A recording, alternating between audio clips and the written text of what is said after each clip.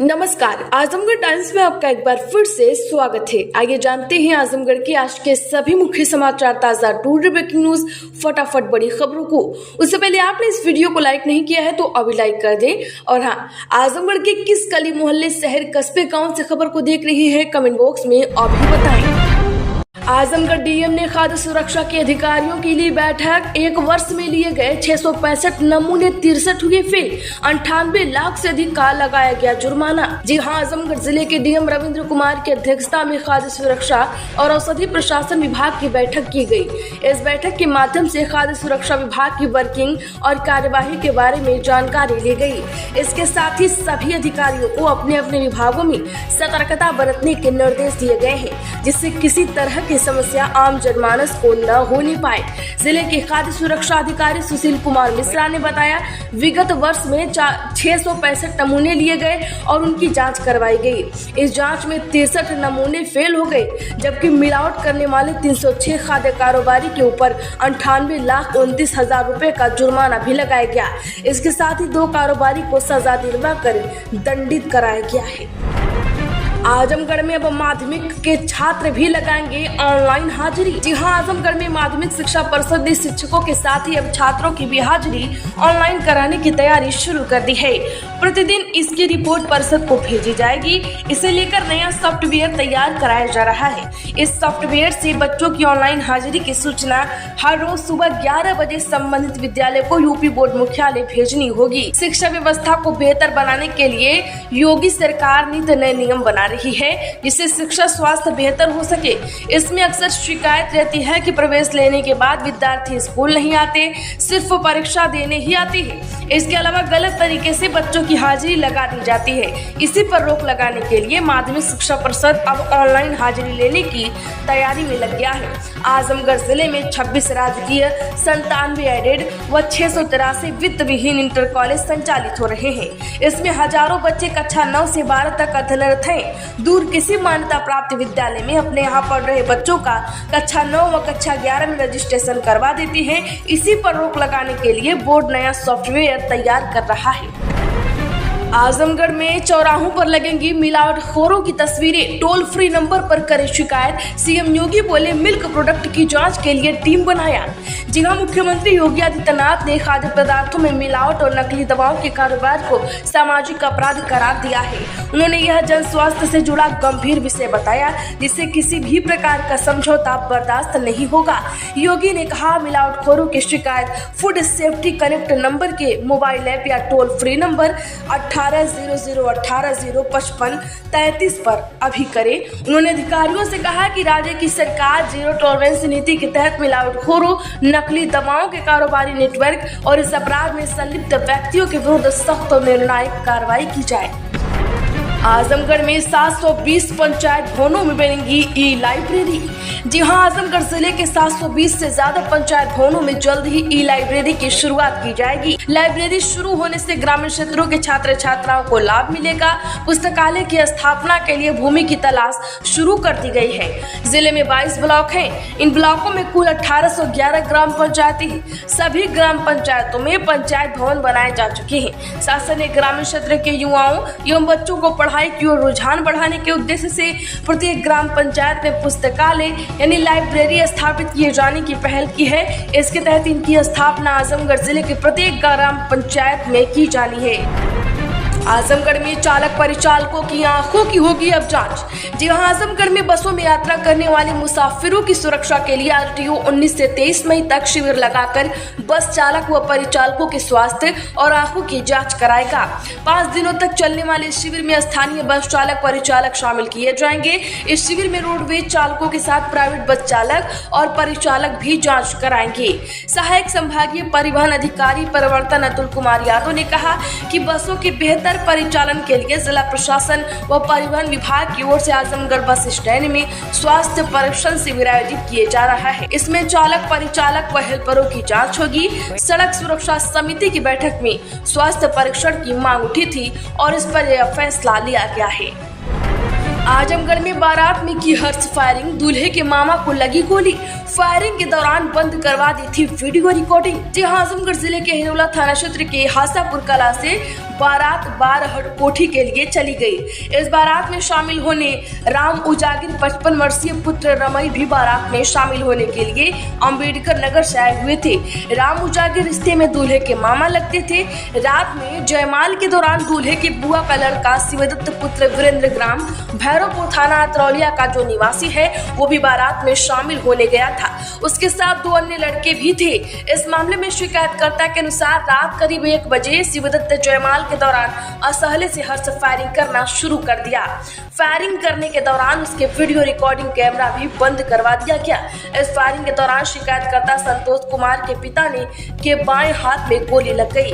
गोली लगने के बाद बारात में अफरा तफरी मच गई।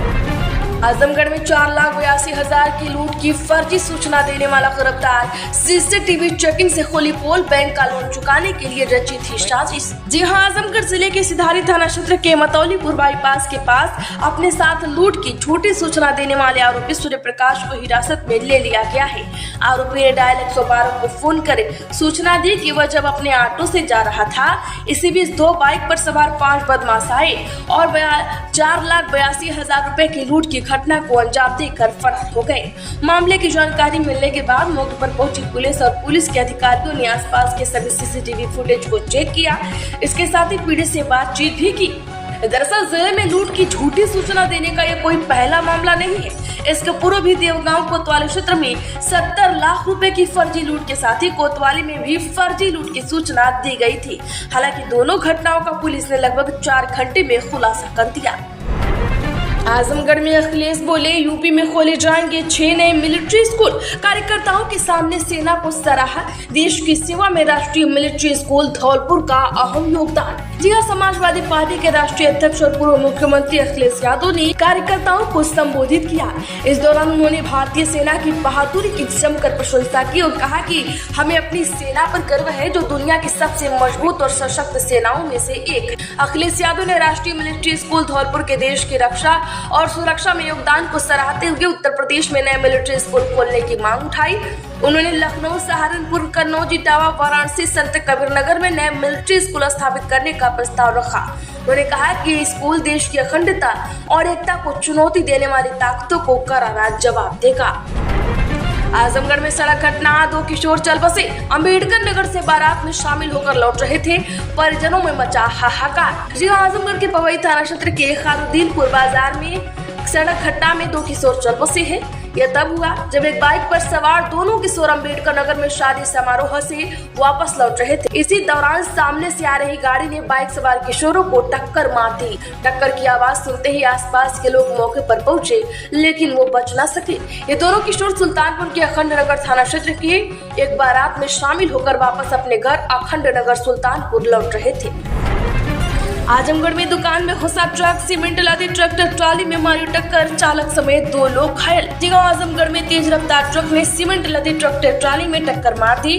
फिर क्या, ट्रक दुकान में जा घुसी। इसमें एक चालक और खलासी को गंभीर चोटें आई हैं। लोगों की मदद से गंभीर रूप से घायल दोनों को इलाज के लिए अस्पताल भर्ती किया गया। वहीं दुकान में रखा सारा सामान नष्ट हो गया।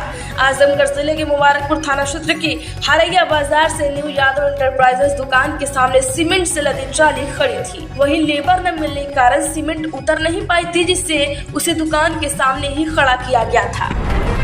आजमगढ़ में बेसिक शिक्षकों का तबादला, परस्पर तबादले के लिए मिली एक और नई तिथि। 16 मई तक होंगे आवेदनों के सत्यापन। जी हां, आजमगढ़ में परिषदीय विद्यालयों के शिक्षकों को परस्पर तबादले के लिए एक बार फिर नई तिथि मिल गई है। बेसिक शिक्षा विभाग ने तीसरी बार तिथि में संशोधित करते हुए 16 मई तक आवेदन के सत्यापन की तिथि बढ़ा दी है। वहीं इसके बाद आगे की प्रक्रिया के लिए संशोधित कैलेंडर जारी किया जाएगा। बता दें कि प्रदेश में इस जिले के अंदर और एक दूसरे जिले में परस्पर तबादले की प्रक्रिया 2 महीनों से चल रही है। एक से दूसरे जिले में परस्पर तबादले के लिए पहले जोड़ा पेपर बनाने की तिथि 26 अप्रैल से 10, दूसरी बार 5 से 15 मई तक और अब तीसरी बार 14 से 20 मई तक तय की गई है। आजमगढ़ में कार से कुचलने की कोशिश का वीडियो वायरल, युवक गंभीर रूप से घायल, पुलिस ने मामला दर्ज किया। जी हां, शहर कोतवाली क्षेत्र के बवाली मोड़ पर सफेद 4 पहिया कार से एक युवक को जान से मारने की नीयत से चढ़ा दिया गया। इसमें युवक घायल तो हो गया, जिला उपचार के लिए जिला अस्पताल में भर्ती किया गया है। उक्त घटना का वीडियो सोशल मीडिया पर वायरल हो गया है। पीड़ित के भाई की तहरीर पर पुलिस ने 2 लोगों पर मुकदमा पंजीकृत कर आरोपियों की तलाश में जुट गई है। जानकारी के मुताबिक शहर कोतवाली क्षेत्र के बागेश्वर नगर मोहल्ला निवासी अमरजीत कुमार मल्ल एडवोकेट ने कोतवाली में तहरीर दी। उन्होंने कहा कि उनका भाई मानस सिंह अपने मित्र गोकुल वर्मा की शादी से मंझगवा कोठिया शहीदवाड़ा से लौट रहे थे। आजमगढ़ में योगी ने आज 11 बजे बुलाई कैबिनेट बैठक। हर विधानसभा में बारात घर समेत 9 प्रस्तावों को मिलेगी मंजूरी। दरअसल मुख्यमंत्री योगी आदित्यनाथ ने आज 11 बजे लोक भवन में कैबिनेट की बैठक बुलाई। इसमें 9 प्रस्तावों को हरी झंडी दी जाएगी। यूपी में सीड पार्क की स्थापना को भी मंजूरी दी जाएगी। इसके अलावा हर विधानसभा के ग्रामीण क्षेत्रों में बारात आयोजन के लिए विवाह घर का निर्माण होगा। व्यापार, पढ़ाई और पर्यटन सब बंद। पाकिस्तान के भाईजान को सबक सिखाएगा भारत। जी हां, आपको बता दें कि देश के प्रमुख कारोबारी संगठन confederation of all India traders ने तुर्की के उत्पादों के बहिष्कार का आह्वान किया है। इस बहिष्कार को लेकर 16 मई को कैट की बैठक में रणनीति बनाई जाएगी। दिल्ली समेत विभिन्न राज्यों के कारोबारी संगठनों ने मार्बल और परिधान समेत तुर्की के अन्य उत्पादों के बहिष्कार का निर्णय लिया है। तुर्की के कालीन, परिधान, मार्बल और क्रॉकरी भारत में काफी पसंद किए जाते हैं, जिससे उससे इस कारोबार को धक्का लगना तय है। दरअसल ऑपरेशन सिंदूर के दौरान पाकिस्तान का समर्थन करने के कारण देश भर में तुर्की के उत्पादनों और पर्यटनों का बहिष्कार करने की मांग उठी है। इंडियन बैंक का बड़ा फैसला, वरिष्ठ नागरिकों के लिए खोलेंगे स्पेशल ब्रांच, मिलेंगी ये खास सुविधाएं। जी हाँ, बता दें कि बैंकों पर जमा स्कीमों को आकर्षक बनाने और ज्यादा से ज्यादा लोगों के स्थायी जमा स्कीम के तहत खाता खोलने का दबाव बढ़ता जा रहा है। यह देश में कर्ज की बढ़ती रफ्तार को देखते हुए भी जरूरी है। वित्त मंत्रालय की तरफ से भी सरकारी बैंकों पर दबाव बनाया जा रहा है कि वह कुछ ऐसा करे कि ज्यादा लोग जमा योजनाओं का लाभ उठाए। ऐसे में इंडियन सरकारी बैंक ने देश में पहली बार बुजुर्गों के लिए विशेष शाखा स्थापित करने की योजना आजमाने का फैसला किया है। कैबिनेट बैठक, देश की 6ठी सेमीकंडक्टर यूनिट को मंजूरी। यूपी के जेवर में प्लांट लगेगा, हर महीने 3.5 करोड़ की चिप बनेगी। दरअसल पीएम नरेंद्र मोदी की अध्यक्षता में प्रधानमंत्री आवास में हुई कैबिनेट बैठक में देश की 6ठी सेमीकंडक्टर यूनिट को मंजूरी दे दी गई है। यह यूनिट 3,706 करोड़ रुपए में उत्तर प्रदेश के जेवर में लगाई जाएगी। तो आजमगढ़ की खबरों में फिलहाल इतना ही। वीडियो को लाइक करें और हर तरह की और आजमगढ़ समेत हर तरह की खबरों से अपडेट रहने के लिए चैनल को अभी सब्सक्राइब कर दें और घंटी का निशान जरूर दबा लें।